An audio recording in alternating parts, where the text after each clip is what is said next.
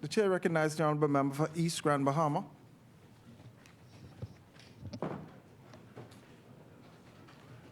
Thank you very much, Mr. Deputy. Mr. Deputy, I just want to join South Andres in congratulating the Sunland Stingers out of Grand Bahama.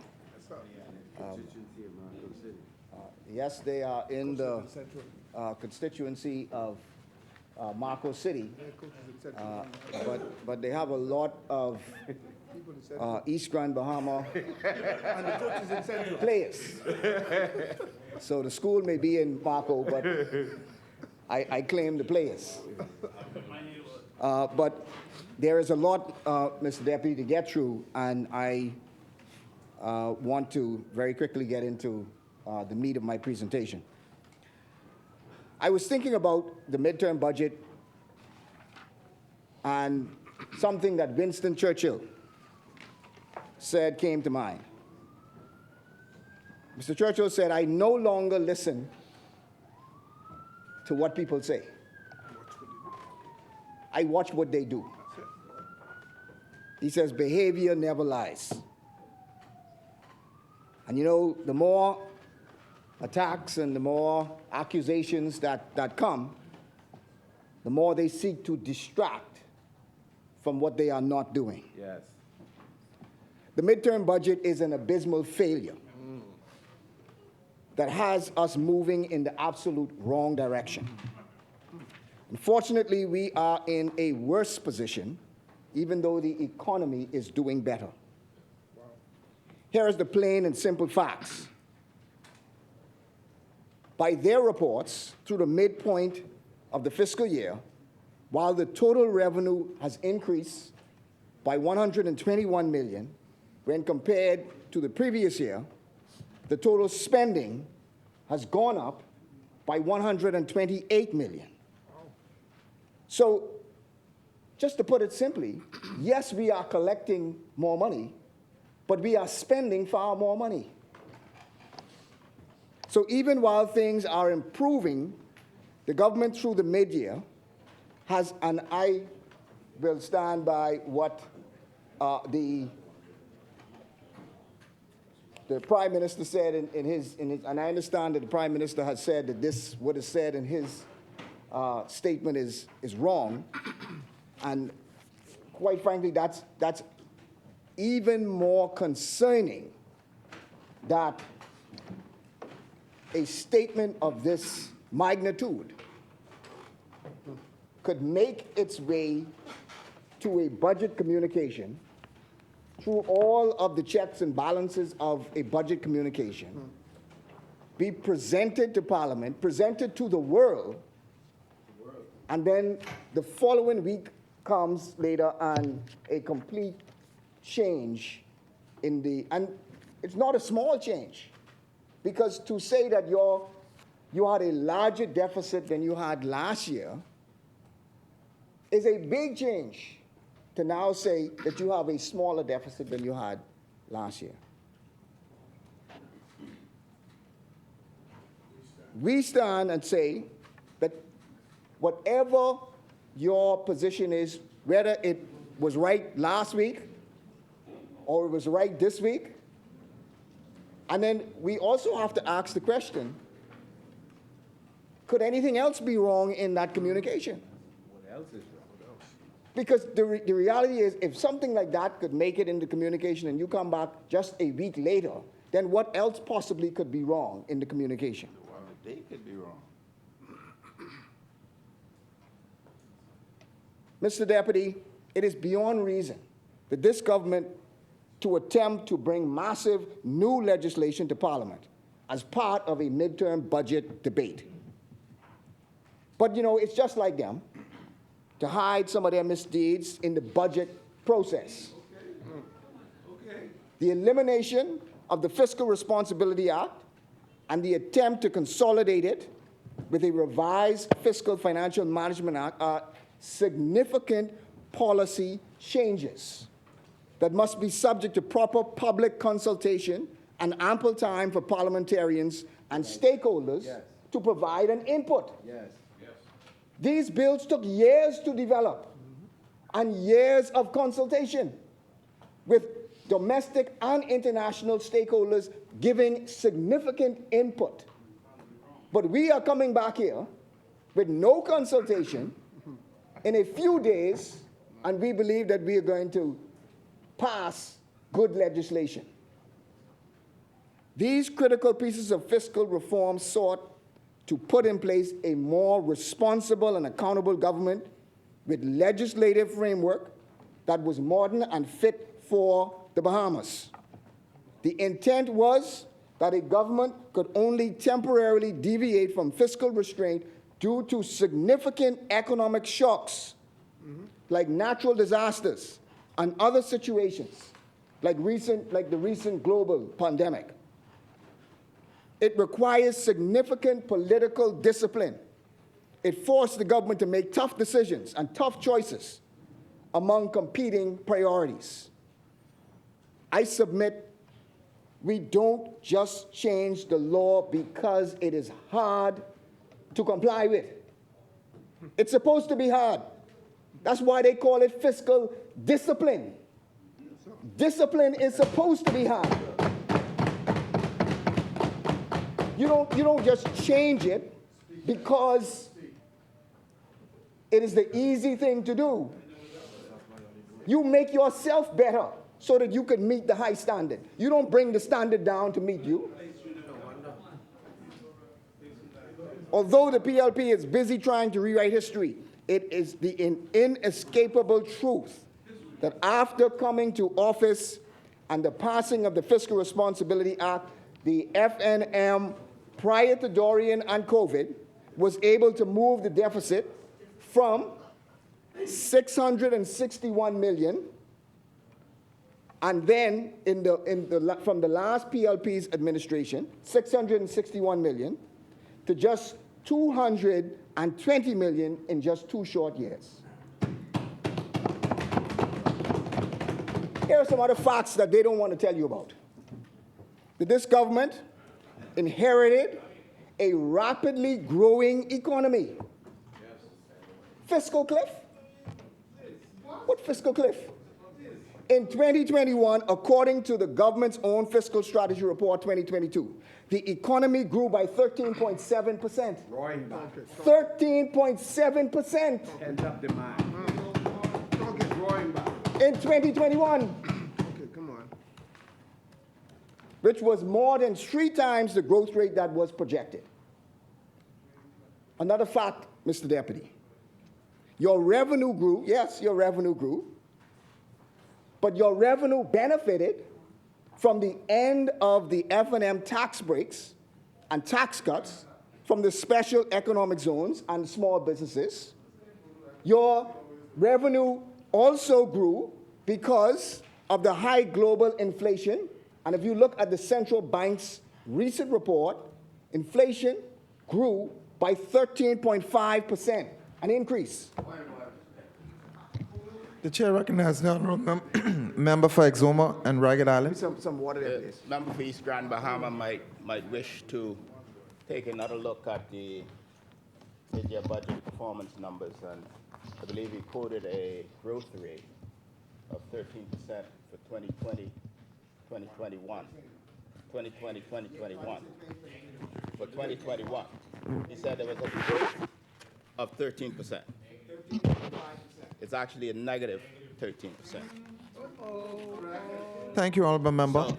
So the economy, according to these estimates,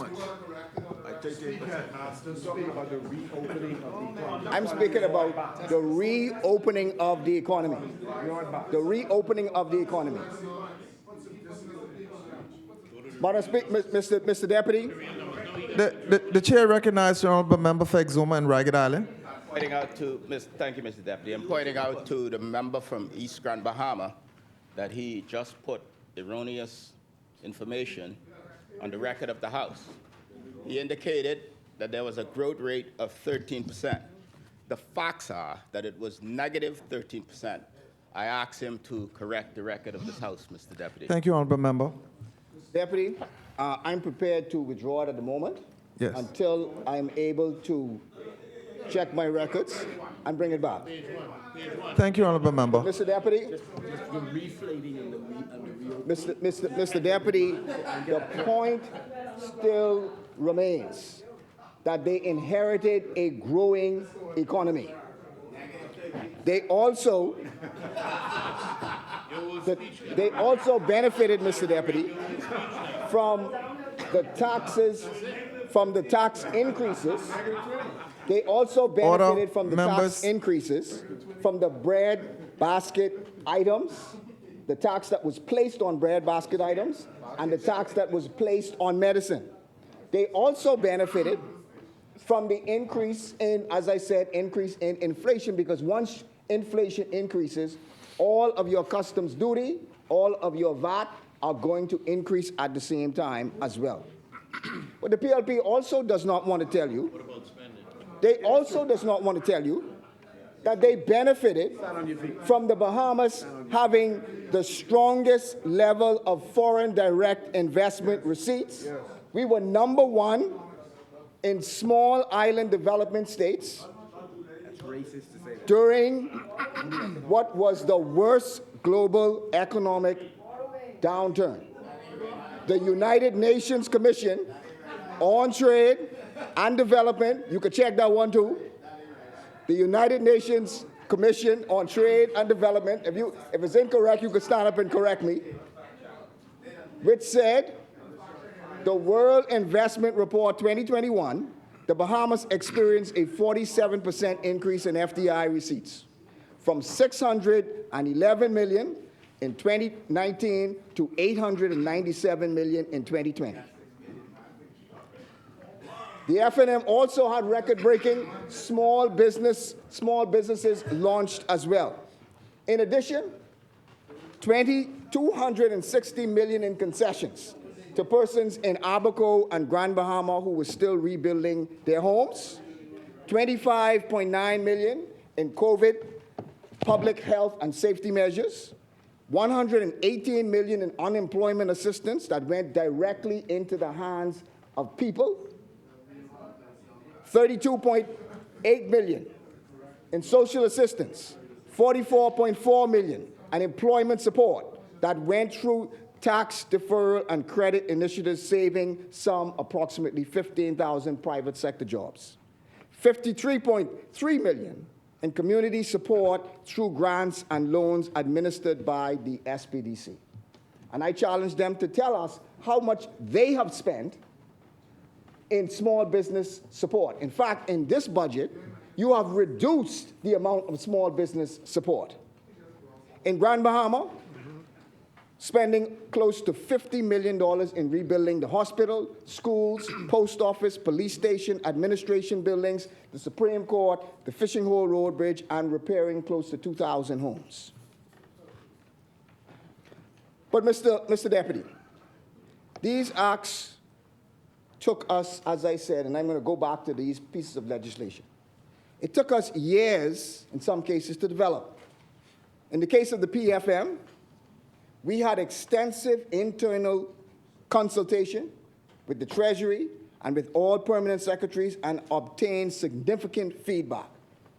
All of the related drafts, bills, were circulated to key civil society stakeholders, including the opposition. But now, Mr. Deputy, has there even been any consultation? Have you provided this to any of the professional bodies? Have you given it to the accountants? Have you given it to the lawyers, the Bar Association? Have you given it to the Organization for Responsible Government?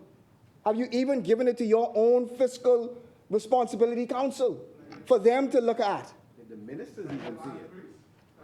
The arrogance of the government continues to astound and amaze that we will come and pass such significant pieces of legislation without providing any consultation, without providing any income or any input. Shame. But what is worse than all of this is it is a clear and deliberate aim to absolutely decimate key elements of this legislation and to move the country and government backward in terms of accountability and transparency. Let's look at a comparison of what the Act says and what is now being proposed.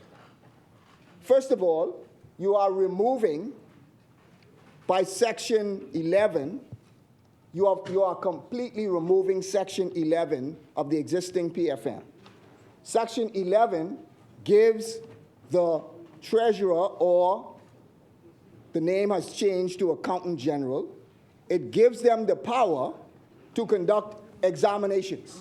So why would you be taking away the power of the treasurer to conduct examinations? Why would you be taking away the power of the treasurer to go and inquire and seek information and demand that information comes to the treasurer? You are deleting an essential part of what the treasurer has power to do. The second thing that you are doing, Section 5, subsection 4 and 5 has been removed from the existing FSR, the Fiscal Strategy Report. What does this do? This provides an offense for public officers, and those who are in public office, a public office holder, shall not expend money, public money, create debt, enter into any commitments, or otherwise create liabilities without lawful authority. Why would you remove that? That is a restriction from public officers and public office holders that they cannot create debt, enter into any commitments, otherwise, or liabilities without lawful authority. That's gone. What is the excuse for taking that out? I have no idea, but why take it out? I've read the whole act. I'm going through it right now. I wonder if some of your ministers have read it themselves. The preparation of the Fiscal Strategy Report, the Prime Minister has made a case out that it is better for the Fiscal Strategy Report to be presented during the budget as opposed to being presented during November. No. I do not. No. But I believe that what should happen is the Fiscal Strategy Report We do not agree. should be before the budget. We do not agree. Now, you may have a difficulty in meeting the November date. You may have I don't have an hour, so I got to talk fast. You may have a difficulty in meeting the November date, but the Fiscal Strategy Report should be before the budget. Why? Because the budget should be shaped by the Fiscal Strategy Report. So it should be before the budget. I got to move on. The ministry, also there is in the new, you've taken out the section that deals with the pre-election report. You've taken out the portion that provides for an independent review mechanism. Why would you take out that portion that provides for an independent review mechanism in the pre-election report? Next, you've completely changed the exceptional circumstance clause. The exception circumstance clause was a very specific clause. It says temporarily you can depart from the requirements of the fiscal objectives in the first schedule only when there is sudden and unexpected events arising from external shocks resulting in significant economic downturn, national security considerations, or national disasters that so require. You have completely changed that section. You have watered down that section. So the only thing that is required is an unforeseeable event. An unforeseeable event could be anything. But this should be a high standard to meet so that you are not changing the objectives on a willy-nilly basis. Also, this also is a significant one. Every piece of legislation that was not budgeted for, this required for the minister who presented it to cabinet to present a fiscal impact analysis. And that fiscal impact analysis was also to be brought to Parliament so that Parliament could also see what the fiscal impact analysis is going to be. You have completely taken that out of the bill. So why would you take away something that you must present to Parliament to show the fiscal analysis or the fiscal strategy for any bill? Why would you water that down? You have also, there's a complete section that spoke about breach of the act. You didn't just change this section that speaks about breaching the act.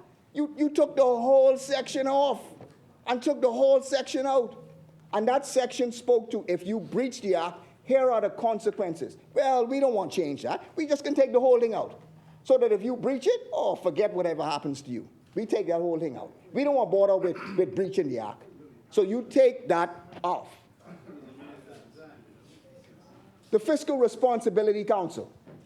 This is one that really, really is very, it's amazing that you would have read this through and decided to proceed with this. The Fiscal Responsibility Council, which is supposed to be an independent council to review what this budget process and what the financial circumstances are. The first thing you do is, in the previous bill, the Fiscal Council could have hired experts without requiring any permission from the minister. What do? You put the minister must now approve. So if they're supposed to be independent and they need an expert, they must now get permission from the Minister of Finance to get an expert? Shame. Why would you even do that? Want no checks and balances. No checks. They have, again, in the existing act, there is provision in the budget for the Fiscal Responsibility Council. In fact, once you look inside the budget book and you see under the House of Assembly, there is a line item. I believe it's 150 million. What do? You take that out. So now, instead of it being in the House of Assembly, you got to go beg in Ministry of Finance for money. And they are the same ones that you must judge. So what independence, what possible independence could you have? And that was the reasoning why the funds were put in the House of Assembly. So there was at least some semblance of independence. Again, Mr. Deputy, the appointment of the Fiscal Council, in the existing act, it had to be the University of the Bahamas, somebody from BICA. There were specific institutions that persons came from. And the appointment was by the Speaker of the House. So what do? You change that. The appointment is now by the Minister of Finance. So the Minister of Finance can appoint whoever he wishes to judge himself. All powerful. No checks and balances. To judge himself. No checks and balances. I appoint the people who are supposed to be independent, and you got to come to me for an expert, and you got to come to me for money. My father. You would have been fighting this a few years ago when you were a younger man. You would have been Get this one. You would have been burning Get this one. Of cabinet In the act, they have created a new clause of confidential information that wasn't there before. This new clause now says that the Minister of Finance could determine that if I send the Fiscal Council information, that's confidential, and you can't tell the public about it. Well, goodness gracious. Wow. How could the Minister of Finance determine that the information he sends to the Fiscal Council, that's confidential, and you cannot tell the public about it? Freedom of And information. they put an offense in there that if you breach confidentiality, Undemocratic. it is an offense for you to breach the confidentiality clause. Undemocratic. I wonder if any of the ministers actually read this. And then got To read all feedback. through it. We don't Got even feedback talk from what's about the going page at on. the bottom, we talking about all through. I have to move on very quickly. The budget reserve appropriation. You know, the budget reserve appropriation is it's a line item in the budget that if there is something that is not allocated in the budget, you can get it out of this budget reserve appropriation. But I want you all to check this. What was there previously, you had to go to cabinet. And you had to get permission from cabinet to use this budget reserve account. The ministers had to go to cabinet and get cabinet permission. Well, right now, your financial secretary or whoever in your Ministry of Finance, you don't need cabinet approval for that. Your ministers don't need to hear that. The Ministry of Finance can determine how we're going to use this budget appropriation account. And also, the Auditor General audits this budget reserve account. You take that out. So the Auditor General now, it was specifically meant inside this that the Auditor General would look at this this budget reserve application. And so you have taken the section out that provides, yes, that's what they do. And I wonder how it is that you all agreed to this. Again, that's what happens when you don't consult, you know. Finally, there's a whole section that speaks to the offenses. They didn't just modify the offenses. They didn't just say, well, okay, this offense don't work, that offense don't work, so we can take this out, we can modify. They take all of the offenses out. You know, in legislation, at the back, you see if you breached this act or if you breached this, this is what happens. It creates offenses. The offenses were in the original PFM. You've taken the offenses out, which means the PFM has no teeth. It has absolutely no teeth. So why would you take out every single offense? I have to move on.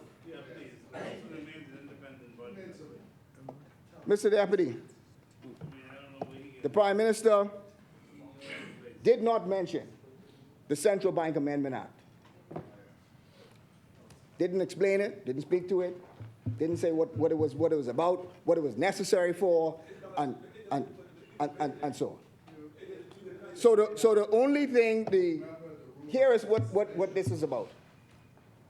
We were right when we said that the government breached the law and breached the Central Bank Act when they took the SDRs and borrowed monies from the central bank. Shame. It is against the Central Bank Act. So what does this government do? We will pass an act, and we will make that act retroactive to go ahead and clean up our breach of the law. Wow. Yes, that's exactly what it was. We said from December. Retroactive. We said from December that it was against the Central Bank Act for you to borrow monies in these kinds of circumstances. They then took it. They then borrowed it. They then got in advance. It did. But now they are going back and making the law retroactive, which is again, in essence, cleaning up their breach. But we're not going to remain silent on that. We're going to say that it was wrong. We're going to say that you ought not have breached the law, and somebody ought to be held accountable for breaching the law. Mr. Deputy, my last 2 minutes. You get 5 extra minutes. I've got some very serious questions that I have to ask. The vacation home rentals. You are now saying to vacation home rental owners that they must register with the DIR. Well, even if they make less than $100,000, if that is the case, we want to understand the legal ability to force someone to register if they are making less than $100,000. Also, your remark said, if you register, you won't have to pay for this year's business license. Well, does that mean that if you don't register, you have to pay business license? And also, does that mean that you will now be charging for business license? If you can charge for business license, then say you can charge for business license. Don't do it in this roundabout, secretive way. Also, who did you consult? Did you even consult the tourism experts? Did you even consult the tourism experts You want to talk to Jesse? on such an important, Did they talk to you? on such an important issue that affects them? Did they talk to you? Mr. Deputy, as I close, I no longer listen to what people say. What would they do? I watch what they do. Amen. Behavior never lies. Yes, sir. So what do? They increase travel by $3.9 million. That's what they do. The Office of the Prime Minister's travel has been increased by over $1 million. You have decreased health capital budget for the Grand Bahama Equity. You've decreased that. Why? By $3 million. You've decreased the program to support health sector. A program to support health sector you've decreased by $3 million. Given all the stuff that we are facing in the health sector, you've decreased that. Also, you've decreased the health sector, capital support, health sector decreased by $3 million. Small business support, you've decreased by $4 million. This big talk about $50 million that you're going to spend every year. Well, then why in the world would you decrease? Honorable member, are you money is there requesting by more four- time? Mr. Deputy, please, if I could have an additional 5 minutes, I would be most grateful. I would be most grateful, Mr. Deputy. I vote yes. Yeah. Mr. Deputy, thank you very much, Mr. Deputy. The Bahamas Development Bank, the Bahamas Development Bank that loans monies and supports small businesses. You've decreased the Bahamas Development Bank by $2 million. Why would you do that? The Renewable Energy Project, you decreased by $3 million. The Family Island Capital, Family Island MPs, I know you're all with me on this one. You have decreased the $12 million that you allocated. You've decreased the Family Island Capital Development by $10 million. By $10 million, you've decreased that. Yes. Acquisition of vessels for the Defense Force, you've decreased by $2.2 million. Road maintenance, I want everybody who drives a vehicle in Nassau and the Family Island to listen to this one. You've decreased road maintenance for works. You've decreased that by $3.7 million. Why in the world would you increase the travel budget by $4 million and then decrease the roads, the monies that fix the roads? Locals can't travel. You've decreased that by $3.7 million. Why in the world would you increase the travel budget, but you've decreased small business development by $4 million? Again, we don't listen to what you say. We watch what you do.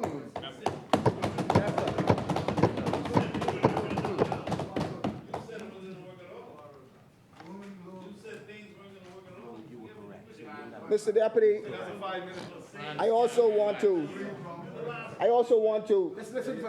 speak to the issue that was raised by the member for Exuma, and this is the Bahamas country. This is the Bahamas country. Yeah, this is my last point. Okay. And I'm responding. Thank you, honorable member. I'm responding to the point that was raised by the member for Exuma. According to the IMF 2021 country report, the Bahamas is experiencing a tourism rebound, and real GDP growth in 2021 was close to 14%. The GDP growth is a significant an improvement and so on. So it is a significant improvement from the decline of 16%, which was the previous year. So I stand by what the Yes. Yes. IMF says. Yes. My quote was based on what the IMF says, and I rely on what the IMF says. That GDP growth in 2021 was close to 14%, which again I present as evidence that you inherited a growing economy. Thank you very much. Thank you, Honorable Member. As many, the chair recognizes the Honorable Member for Exuma and Ragged Island. Mr. Deputy, I make reference to the official government statistics. On page 1. I invite the member for East Grand Bahama to acquaint himself with these numbers. These are the official records of the government, and it talks about growth rate in current prices, a negative 13% in 2020, 2021. However, in 2022, when we were in office, the growth rate was 28.9%. That's what he should talk. I will make one further observation, Mr. Deputy. Mr. Deputy, we have good professionals at the Ministry of Finance. We rely on them for information, not any other external sources, Mr. Deputy. We determine what the growth rate is, and we've quoted here in this book, Mr. Deputy. Thank you, Honorable Member. The chair recognizes the Honorable Member for Marco City. Let him talk. The-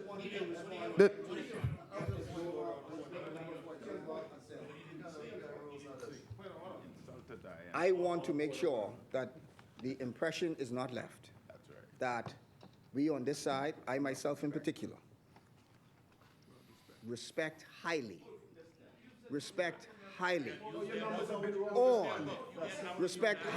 all of the members of the Ministry of Finance. They are a hard-working team. And and the same people who helped us and the same people who advise us are also some of the same people that advise you. However, I still stand by. What the IMF has said about the growing economy and what the PLP government met. They met in place a growing economy. That's Thank you, Honorable Member.